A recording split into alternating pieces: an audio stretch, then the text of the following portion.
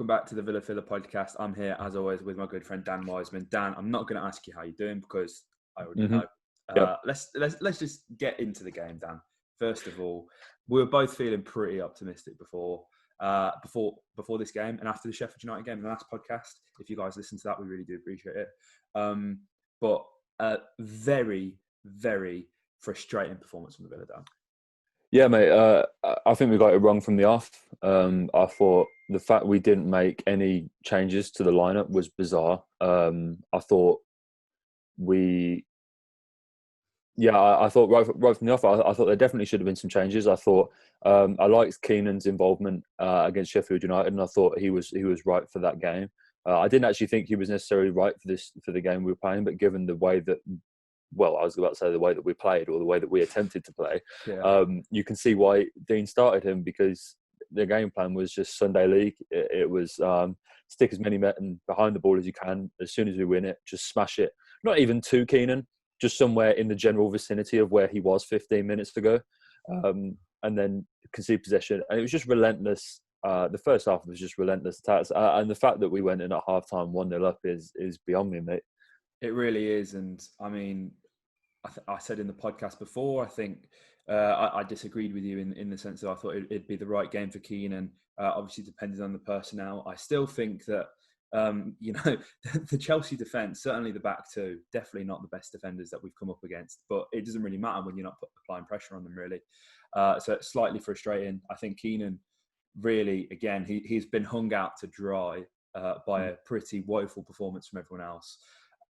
Keenan's a striker who, and we say this all the time, it's infuriating because he doesn't get goals, but he has to, he links up the play. He's a strong forward. He offers something very different, and it's something that can only work, when you're relentless in your pressing and you're making the most of your possession. So for me, Keenan, anyone who has potentially criticised Keenan Davis, I've not really seen too much backlash on Twitter, to be fair. But I think he's been hung out to dry, and Samagol didn't really do much when he came in as well. But I mean, from the get-go, Dan, as you said, it was an unchanged starting 11, which was somewhat surprising. I felt like Ezri Konsa was possibly a weak link against Sheffield United, and I feel like Ezri Konsa was definitely a weak link today, and that's a position that needed change. And I mean, we've got El Mohammadi. El Mohammadi didn't even come on today, and I appreciate Elmo won't necessarily be able to last the full 90 minutes, and that's probably why he's not getting picked. But I mean, Ezri Konsa had a woeful game today, Dan. Yeah, how he's played 180 minutes at right back is beyond me, mate. The goal, the Pulisic goal is an exact reason as to why you don't play centre backs at right back, because I watched that go in, and Ezri's first response is to turn around and give the right back hell for leather for letting Pulisic come in, and before there's a sort of beautiful moment of realisation when he went, oh shit, I'm the right back. It's ludicrous, mate. It's ludicrous how, when you're chasing a game, and the only possible way that we looked even close to scoring a goal, and have looked close to scoring goals this season, is through crosses. We can't work play. We don't work chances. All of our goals, the vast majority of our goals, have come from headers or from balls into the box, or through Jack just doing something ludicrous. And so when you take out, and the right wings has been a problem for us all season, mate. We know Anwar doesn't play as well when he's off the right. Trezeguet I won't even get started on. And to be fair to Elmo, if there's one thing he is good at, it is, he's got a good cross on him from time to time. I stress from time to time, but he does have them. And how we haven't seen him get involved. I understand, as you said, you make a very good point, mate, about fitness, and that's probably why we're not seeing Elmo. But I mean, when the one thing that which I want to kind of raise, mate, is that I'm sort of getting tired with what Dean Smith is saying and then goes and does at this point. We had the whole, when we came up at the start of the season, I remember him saying on media day that we're going to come up and try and win the league. He's like, we're going to come every game, we're going to try and win. That, why would you be in a league otherwise if you're not going to play to win every game? I haven't seen that. I thought the amount of times and the fact that we've had this period where Dean Smith has been holding all these little sessions with the players and all the video calls and everything like that. The one thing that's been a problem all season, mate, is that we can't hold a lead. That's been the one problem. I mean, can you imagine where we'd be if we could? Like, the amount Yeah. of games we've gone up in and then conceded, and how we still haven't addressed this issue, how we still haven't figured out how to manage your games, and the fact that Dean Smith hasn't learned that you can't sit back and just defend leads in this league. It's ludicrous, mate, and I'm just tired of it at this point. Absolutely. There's saying you've got to action on what you say. And, throughout the first time since Dean Smith walked through the door, my dad reminded me, the very first post-match interview, he said, I believe we played Swansea, and he was impressed with how the team set traps, tried to win possession back. Terms like that, you don't see any traps being set by Villa. You don't see, it looks like we're constantly stuck in a trap. Like we're stuck in our own trap of being defensive. Dean Smith is an attacking-minded coach. We got promoted, very luckily, by the way, playing attacking football on the front foot all of the time, dominating possession, playing most of the game in that final third, and only in that midfield third when you absolutely had to, when you needed to reset, right? We have not seen that at all in the Premier League so far. Dean Smith, I don't know what is up with him, but he's, to have 26% possession at home is an absolute disgrace, mate. It's an absolute disgrace. And there were times where we're having 11% possession during the game that Sky Sports were bringing up. And it's totally inexcusable. It's not how Dean Smith got Aston Villa promoted. So how do you expect us to stay in the league? Albeit, there's teams where you can't just go gung-ho and completely attack, I think our Liverpool game at home earlier in the season proved that you can't just keep going and going because, eventually teams will get the better of you. And against certain personnel, that's fine. As I've already touched on, this Chelsea defence, absolutely shocking. They're there for the taking. And I don't particularly rate Kepa all that highly either as a goalkeeper. I think he definitely could have done better for the goal that we scored. Yep. But it's just not even pressing or giving it a go until the 75th minute. It's totally inexcusable, Dan. This isn't how Dean Smith got us promoted.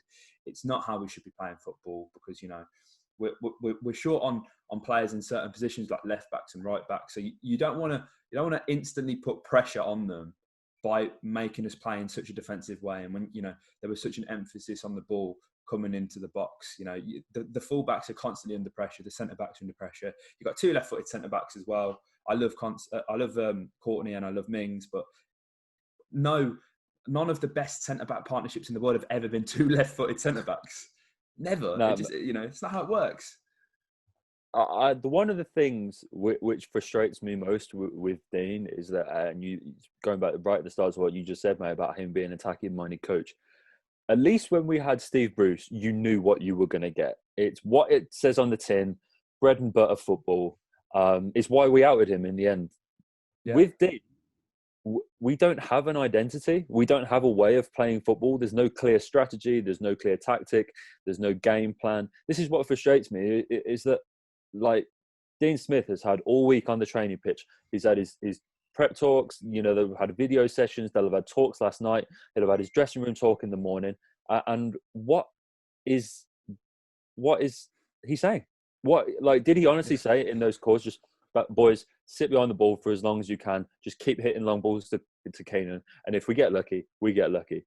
I can't believe that's what he's saying. So either there's a breakdown in communication or that the tactics just aren't there. And I'm yet to see. I was thinking of things to say on this podcast, mate, and I was going to come to you with a question and say, at what point in the Premier League season so far has there been a moment for you? Because I can't think of one where I thought, God, Dean and his tactical know-how and his managerial ability have gotten us a point or points in that game. I can't think of one. And then I was actually thinking, I can't even go back into the Championship to think of one, because I was like, right, let's think of some of the better performances. Derby, that was probably Jack Grealish. The Blues away, that was probably Jack Grealish. And I can't think of a moment where Dean has proved to me that he's good enough for this level. I mean, I think the only instance I could possibly think of is Burnley away, but even then, it's Jack Grealish, isn't it? Like it just is. And I mean, I'm lost for words on that performance, Dan. It was utterly painful to watch, and as you say, like, I can't imagine Dean before the game getting that group of players and going, right, lads, you know, we're sitting behind the ball today. That's what we're doing because, like, first of all, who does that in the Premier League anymore? I think you even see Burnley play some nice football from time to time, you know. But the problem is, if you're going to play like that, first of all, own it. Second of all, get up in their faces, make it Yeah, uncomfortable for Chelsea. They've not played a competitive game of football for nearly 4 months. We yeah, had the benefit of playing against Sheffield United. Whether that's a hindrance, it may well have been. You know, John McGinn certainly didn't look up to scratch today, in my no, honest opinion. But you've got to get at them. You've got to get in their faces. It's absolute basics. And as you said earlier, Dan, it was playing Sunday League, but even at times we weren't doing the basics in the Sunday League. As I say, just getting stuck in and you know, really just getting physical and taking the game to them. yeah, no. That's the annoying thing is, mate, is in neither of the games that we've played so far have I felt that I was at all particularly impressed by the opposition. I didn't think Chelsea were Yeah. very good today. I think we definitely could have taken, you know, and it was summed up for me today when we took Keenan off for Samata. I think, would it really hurt just to try two up top for once and to try and push for a second goal when it's clear that we can get one because we didn't deserve it? But hey, if we can get a goal when we don't deserve it, then if we get on the front foot, who knows what can happen? Like, you know, when you've got two strikers on the pitch, Dean said in the run up to this game that he'd be interested in, you know, he said at some point we're going to see two up top. This seemed like a perfect, you know, the amount of times we've done this, mate, where we go up and we don't push for that second goal. You know, I can reel the matches off. But here we are again, mate, and we go to Newcastle next on Wednesday night, I believe. Steve Bruce is going to be licking his lips, mate. He's going to be all over that. You know, it makes us kind of realise the result that they picked up today against Sheffield United, that perhaps we weren't even that good when we played Sheffield United on Monday, because if they went and got bounced 3-0 by Newcastle, what kind of opposition were we really playing against? Absolutely, yeah. And Steve Bruce is going to be licking his lips at that one, mate, because it's a chance to get one over us. I can't imagine he looks back at, you know, the way he was treated by the club too fondly. And, you know, every manager wants to get one over his old club, and especially when, you know, it's his successor in charge. And that's going to be a really hard game. I mean, I didn't watch much of Newcastle Sheffield United, I've got to be honest, but I saw all the goals.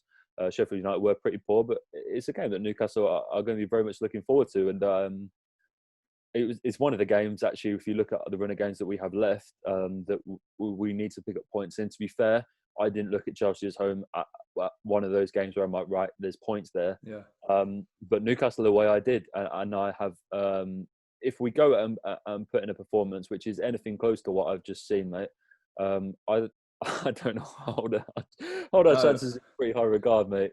I mean, I watched the Sheffield United game earlier, and I've got to be honest, they were awful, and it took me watching that to realise how poor they actually were against us, and as you say, how poor we must have been not to have got anything from that game, because Newcastle didn't really have to come out of the first gear. Dean Henderson all of a sudden forgot how to be a goalkeeper. Pretty much for all of the goals. I mean, absolutely shocking. And there was a horrific mistake from Ender Stevens as well. I didn't particularly think Newcastle were great, but I did think Sheffield United were very poor. And if we play like we did today, you know, Newcastle are going to have us absolutely. There's no two ways about it. They always play. I mean, obviously there's no fans, but we never seem to really get a result at St James's Park. I think you're probably looking back to 2009, the last time we probably won at St James's Park. It's been so long, and it's an absolute must-win game. And I mean, let's run through the stats from this game, actually, Dan, because I think it needs talking about a bit more. Obviously, we've touched on the 26% possession that Villa managed, 8 shots in comparison to Chelsea's 19. And I mean, most of them came within the first sort of 30 minutes of the game, didn't they, Dan? Yeah. And it was so painful to watch, and Nyland certainly earned his money based on this performance. Yeah, I don't even know. I'm so disappointed by what I saw, mate. And the stats back it up. I think corners, like we had 2 to Chelsea's, what is it, 10. And you know what's the point? Like, I can't. Yeah. It's so disappointing to see a team. I saw a couple of people, a couple of tweets, people saying, you know, these players don't want it. I actually don't think that's the case. I think this isn't a side that have just simply accepted the relegation. I think it's a side that have just been mismanaged, that have been put together. Like we seem to have a motley crew of players nabbed. I think our very own Cal Richardson summed it up pretty nicely when we brought, I think it was Horahan and El Ghazi off for Nakamba and Trez. And when we're taking off 2 championship players from 2 players that have been signed from completely random leagues. And you're like, well, that sums it up. We seem to have this weird blend of players from bizarre leagues that have never played together before. I mean, we touched on the last podcast that this is the first week of training, and we sit here in mid to late June that Douglas Luiz has been able to understand John McGinn. And actually, whilst we're on the topic of Douglas Luiz, I actually just want to say that if I am to pick out one positive, is that I think he's been all right. I think at least for the first, the game against Sheffield United and then the first half, I mean, I refuse to give any player credit for what happened in the second half. But I've actually been pretty impressed by what I've seen from Douglas so far. And perhaps being able to understand the players around him has helped that. I mean, it's a difficult one, isn't it, to try and pick out a positive other than, I don't want to say Keenan was necessarily a positive, but, you know, he didn't have much to do, but I think if you had to pick 2, it's Keenan and Dougie, really, isn't it? Yep, 100%. 100%. It's just, I don't know. I think as well, in fairness, though, saying that, Luiz could have and should have done a lot better for the second goal. Definitely. But, I mean, we'll get into the Pulisic goal as well. We kind of touched on it briefly. Konsa is just not marking his man at all. And unsurprisingly, Matt Targett's allowed his man to put the ball in the box. It's a really frustrating one as well, especially as well. He was a substitute. I don't know. I think it just hurts a bit more. He's came on and changed the game. Like he's done his job basically, and Ezri didn't, and the Villa players didn't. Yeah, no, absolutely, mate. Again, that is why Ezri's adopted a central position, because you know when you're under that, he's gone into autopilot, and you're sort of, I want to say muscle memory, but it's not quite. He's trained to be a centre back, and he picks up a centre back's position in the box. You can't blame him. I mean, I imagine, I don't actually know, I don't have faith that this has necessarily been the case, but I imagine that, Ezri's been working on playing as a right back in training, or at least I fucking hope so, to be honest with you. And you just saw him sort of drift into that centre-back spot. Mings is out of position. They're all shuffled along, one too many players, and it leaves Pulisic open at the back post. You knew it was going to happen, though. Like, this is what's frustrating. I knew we weren't going to win that game. I knew at 1-0 it was coming. And then to concede 2 minutes after, I think it was like 130 seconds. It was between us being 1-0 up and then being 2-1 down. Horahan, again, not doing enough defensively. I think I paused it when Giroud puts the ball in the net, and we had 6 or 7 players in our box, and Giroud takes a touch, turns, takes and shoots. He takes 2 touches with a turn in the middle, and no one's within a foot of him. And it comes off Horahan, and it's deflected. I think it was probably going in anyway, it's unlucky. Connor, again, not doing enough defensively. And I joked with you before we came on this, mate, saying you could probably put out any one of our podcasts from this season, but I don't even think people would realise, to be honest with you. Connor Horahan misplaced it defensively, us bottling a 2-1 lead. Marvellous Nakamba can't pass a football. No, I mean, there was a brilliant opportunity, wasn't there, to Trezeguet, and the pass doesn't even make it. It's just like, what's the, like, I don't get it, mate. It's just so disappointing. I hate to be back talking to you like this, mate. I really want to, especially during the current crisis, being able to inject a little bit of positivity in our lives. And I really hope, and I think we did a pretty good job of that after Sheffield United. Wasn't it? We put a pretty positive spin on this, but I think it's, if you don't laugh, you'd cry, to be honest with you, at this point. You got to smile, and we've got something to look forward to. We've got something to prepare for on Wednesday, which we've got to really see a difference in the side. I think we've got to see a different 11. Not obviously the whole 11, but I think we need to see changes to the team that start the game, changes in the mentality, changes in the tactics. And I really hope that we see a different Aston Villa walk out on Wednesday night, mate. But given the fact that we just sound like broken records at this point, I don't hold my hopes in particularly high regard on that one either. No, I think as well, I mean, there's been a lot of talk on Twitter about 2 up top, and we kind of mentioned it earlier. I think the problem is, if you're gonna go with a back 4, the fullbacks, especially Ezri, are just not up for the job of running the lines for the full 90 minutes. They're not good enough attacking, and they're not good enough defensively either. So this 4-4-2 diamond fantasy that Villa fans have is never going to work. We've got to be honest about that. It's not going to work. I think the only way we're going to get some against Newcastle, and if you want to play two strikers, is 3-5-2, and get Ezri in a more familiar position. Target's got less defensive responsibility, but then you've got to make sure you play two, sitters in the midfield, probably Douglas Luiz and Nakamba. But then it kind of begs the question: where does Jack Grealish fit into this, or even Super John McGinn? So I'm glad I'm not the one who's getting paid to make the decisions, but I think I'd rather be the one making the decisions at the moment. I'd rather it too, mate. Yeah, sure. It's been really infuriating.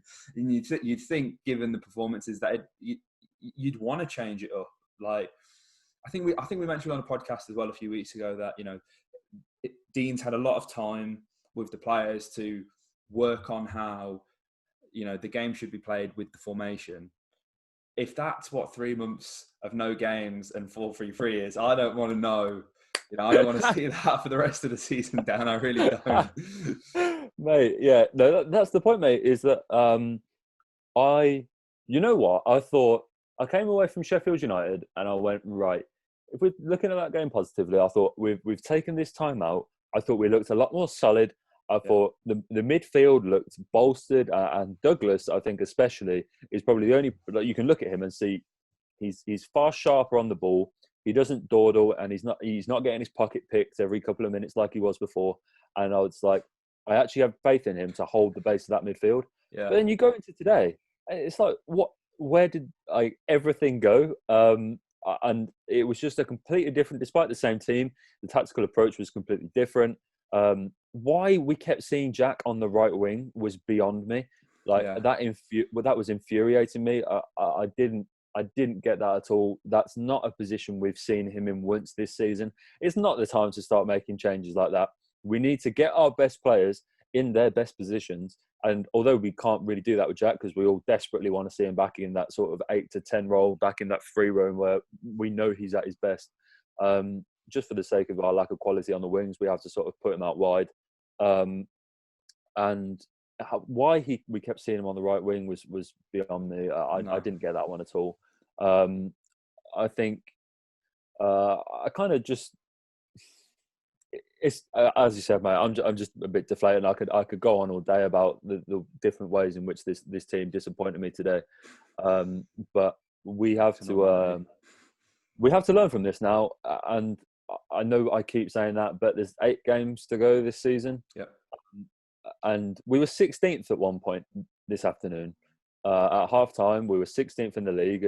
And I mean, I know it's hard to believe that there's 4 teams worse than us in the Premier League at that point. But we were, and that's all it takes is those 3 points. It's not out of the question that we can go and get a result from Newcastle. We know that. We know we have the players. We know we have a manager who is, he claims to be more expansive, and it's that new age against old age football, and we know we can come out on top in that game. We already have. Exactly, yeah, of course. And I didn't want to kind of reference it, but you have to go away again, and I'm going to say it again, is look at things, make the changes. We have to I think John's been poor, to be honest with you, over the last couple of games. I accept that obviously he hasn't played in such a long time, so I'm not going to criticise him too much. I actually think he looks a little bit overweight. If anything, I don't. Yeah. I think when he came back to training, I'd heard that he was packing a little bit of weight, and I was watching him warm up today, and I don't think he's the same slight figure as he was. There's not much in it, but I think I can't blame him. He hasn't played football in 7 months. It's very hard to stay in shape, especially with what the last 3 months have been. Yeah. But I'm very disappointed in that there hasn't just been, because when he was playing before he got injured, he wasn't playing at 100%. It wasn't the best John McGinn we'd seen, but at least every now and again there'd be like a little flash or a little pass or that little bum turn that he does that we love so dearly. But I just haven't seen anything. The engine doesn't seem to be there. I haven't noticed the rampant pressing. And I'm not getting those little flashes, which is concerning. And I don't want to pin all our hopes on Jack Grealish, because I think, even he hasn't looked the Jack Grealish of old, No. probably for a little while, actually. But we need to really collaborate as a team and find out the best way for us to get a result on Wednesday, because that game is so crucial. Dare I say, even start Jota on the wing. I mean, and get Jack back in the middle. I think after today, if Hurahan starts, it would blow my mind. Absolutely. Yeah, I mean, definitely. and even McGinn, really. There's maybe if he comes on as an impact sub, I don't know. But yeah, until you put it out, actually, I did think he looked a bit different. Not, I'm obviously, who am I to say he's out of shape, but not the slender John McGinn of last season, that's for sure. But just if you're going to insist on the 4-3-3, I think it's time to give up the Jack on the wing. I mean, we can't even call it an experiment anymore. It was an experiment. But I think a double pivot with with 2 8s in McGinn and Grealish, maybe something that works. You've got to get Jack in a position where he's more on the ball, and I think it's absolutely criminal that it's coming down to 8 games and for Villa to survive, and we're not playing our best player in his best position. Maybe we don't even know his best position, but certainly in the centre of the park where it can have much more of an influence on the game, surely it would make much more sense to play him there. It's just really infuriating, Dan. Yeah, I mean, mate, here we are 8 games from the season, and not only do we not play our best player in his best position, I don't know our best team. Yeah. Forget that, mate. I don't actually know our best formation. It's so. The fact that I'm sat here 8 games from the end of the season suggesting we have to have a complete tactical rethink to salvage any hope of staying in this league suggests the sheer ineptness of the coaching staff. I don't have. It's not even just that I don't know our best team. I couldn't tell you who our best goalkeeper is. I couldn't tell you what our best back 4 looks like, what our best midfield 3 looks like, or what our best front 3 looks like. I haven't got a clue on any of those, to be honest with you. And that's scary. Like, that's scary 10 or 15 games into a season. But here we are. Relegation is looming, mate. But it's still somehow very possible that we can stay up in this league. As I said, at half time, we were 16th. And mate, if you offered me 16th at the start of the season, I would have been laughing. Absolutely. As long as we're above that red line. And, we're still a point off the teams above us. It's goal difference that's, I think we're on 26 points. And the teams above us on 27. It's only goal difference for a couple of teams after that. It's still very possible, somehow 24 goal difference, isn't it? yeah, just the 24. Like, and you can't ship goals like that. No, absolutely not. And that's why I think, you're absolutely right in that. Give Jota a run out, because we haven't seen much of him this season, and I think it's only fair that we give him a chance, because the players ahead of him don't. I haven't seen anything. We've seen more of Trezeguet and El Ghazi this season, and I haven't seen enough from those two in a long time to suggest that they deserve to keep starting games, and we can't keep putting our faith in players that we just don't believe are going to come through. Hotte, when he came on, flashed that one chance wide of Kepa's goal, which was a glimmer of hope in that second half. I mean, I absolutely agree, mate. It would have been inconceivable a few months starting Hotte, given what we'd seen from him. But at this point, I'm just so desperate to find a system that resembles something that works, that I'm definitely willing to give that a look at. And I think we have to just give Jack back that full creative roam of the team. Let the system revolve around him, because as it's been for most of the season, and whilst it hasn't necessarily looked it in the last couple of games, if there's one man that's going to keep us up this season, mate, it's him. And we've got to give him that opportunity to be the man. And if it is his destiny to keep Aston Villa up and perform yet another miracle with his boyhood team, we've got to give him the tools to do that. Absolutely. I think that's a good note to end on, Dan, to be honest. The Merseyside derby kicks off in 10 minutes. And I think if we talk about Villa anymore, it'll just be it just ruin my evening that bit more. Well, so. I'm on the match report tonight, so I've got that to look forward to. So, yeah. Doesn't get better. Sorry about that, Dan. Look out for that one, guys. I was trying to be much more optimistic in the preview, but no, I mean, I think that we've said everything that needs to be said about that game. And again, Newcastle look very good. So there's your preview. You won't hear me say that very often. Nicely, but yeah. Yeah, I think that's probably a good place to end the podcast, Dan. We appreciate the support on the channel. We've been growing a bit nicely. There was no B6 booth from Dom today, but thanks to everyone who tuned into that and subscribed and listened to the last podcast as well. We appreciate, these podcasts we generally like, especially over the break, to kind of let them sit for a bit. So, you guys have the chance to listen to them. We appreciate you guys might not get to listen to them straight away, but I believe the last podcast had over 200 views on YouTube and around 30 plays on Anchor and all the associated links. So that's really good to see. So we appreciate the support. Hopefully Villa can perform a lot better against Newcastle on Wednesday. You'll be sure to see us right after the game. It'll probably be another late upload, again, given the nature of the kickoff, but we'll be back, hopefully, a lot more jovial than we are today, Dan. Fingers crossed, mate. Fingers crossed. We'll go again. And absolutely. It's good to see everyone sticking by the video. And I'm very grateful for everyone engaging with the channel. I just want to give a special shout out to Jason P on Twitter, who got in touch with you and I in the week. He's chosen through Randy Lerner to support the Villa, which is the most unfortunate series of events I can imagine. And his positivity and his willingness to interact with Villa has really made me start through all this. So if there's one reason for you to be happy, Jason, there's your shout out, my boy. Thank you, Jason, for your support. We do appreciate it. Sure. If you're listening on YouTube, guys, make sure you like, comment, and subscribe. We appreciate your comments a lot. They really do help out the channel. We like to hear what you guys have to say. And if you're listening on Anchor, Spotify, Apple Podcasts, whatever your preferred podcast hosting platform is, please do subscribe and enjoy the next few days before we have to suffer another 90 minutes of watching Aston Villa play. Chester's essential to fulfilling this got potential. It's a main man, a hero. He's the main leader of the gang. Chester. Chester. Chester. He's the main leader of the gang now.